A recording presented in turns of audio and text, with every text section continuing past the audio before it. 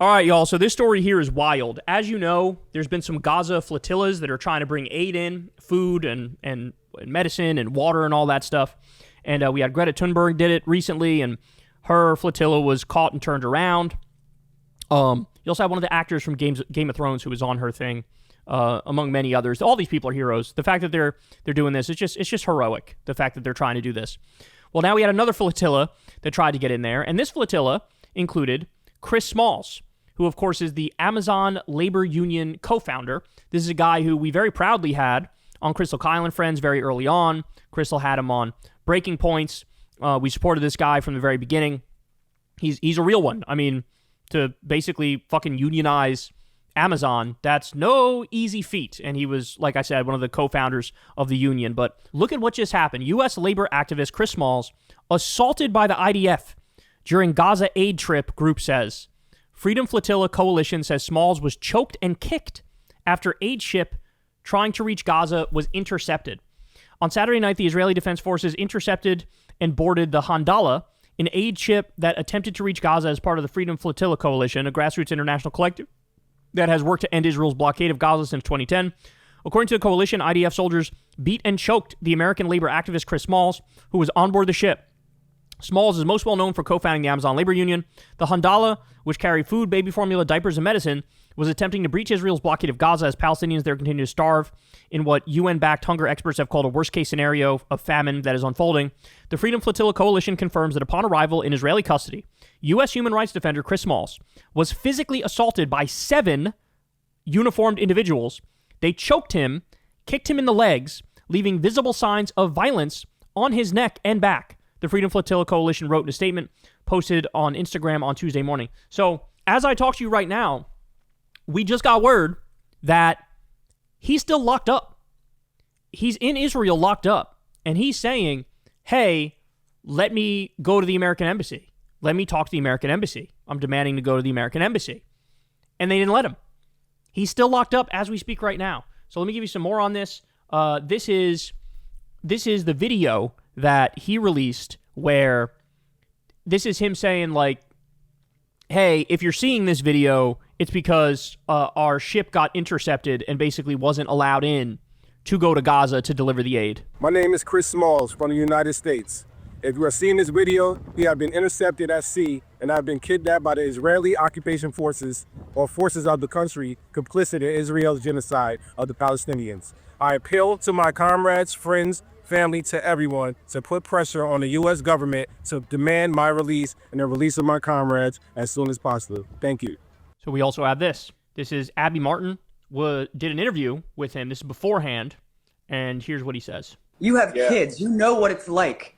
You know what it's like. People have to wrap their mind around that this is an intentional starvation of babies. That's genocidal. That is genocidal to prevent baby formula. You are risking your life, man. You guys are risking your life to go and bring direct aid because states have failed so abysmally, Chris, that you guys have to do this. I mean, what made you do this, man? I mean, this is a pretty dramatic step for you.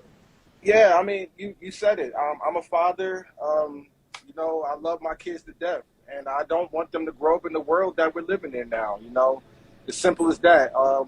It's sad to see every day we get on our social media platforms and seeing babies being memed and maimed up and bleeding out and falling apart and killed and shot in the head.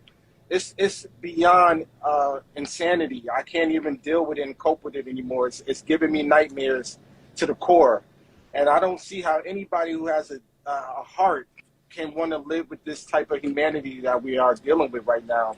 So as a father, as a labor leader, as a U.S. tax-paying dollar citizen, I'm taking a stance and saying that I'm going to put my life on the line again to try to do something that, is much needed, beyond the scope of us. The 21 passengers, this is not about us. This is about the people of Gaza. It's about Palestine. This has been going on for way too long, and we're saying enough is enough.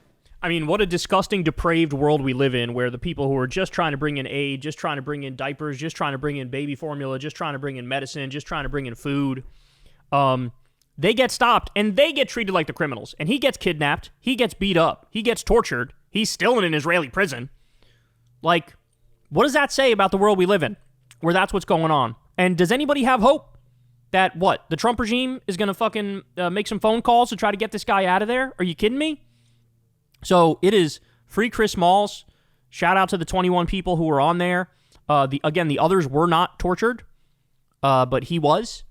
And, gee, I wonder if something else... I wonder if there's a reason for that. I wonder if maybe there's something that the IDF soldiers saw about Chris they didn't like, that they decided we're going to be more aggressive and violent with this one. Tough one. Stop and think about that. It's a tough one to figure out. But, man, I hope he's all right. I hope he gets freed. And it was genuinely heroic to try to break the siege. And as we always say, man, you can't... At this point, you can't say you didn't know. Everybody knows what's going on. The question is, like, what are you going to do about it? What are you going to do about it? And even if it's just using your voice, it feels like it's not enough, but, we can reach a tipping point. We can get to a point where it's undeniable and it's inevitable, and you make the political class fall in line, because if they don't, they're cooked. They're done. Their whole life, their whole career is over if they don't take the right position on this, if they don't advocate for the right things, if they don't pass the right laws.